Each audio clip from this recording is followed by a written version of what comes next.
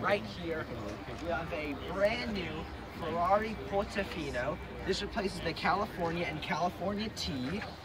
This car is a 3.9 liter twin turbo V8, making about, I think, 500 horsepower and 400 pound-feet of torque. This car is a 7-speed dual clutch transmission in the back and rear wheel drive. The car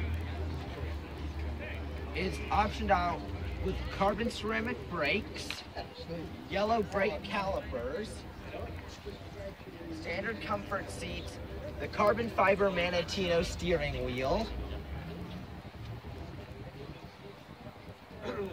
this blue paint job, the yellow analog tack, along with Alcantara seat inserts.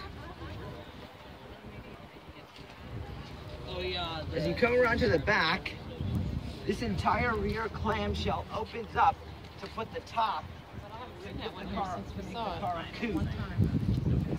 And the quad tip exhaust.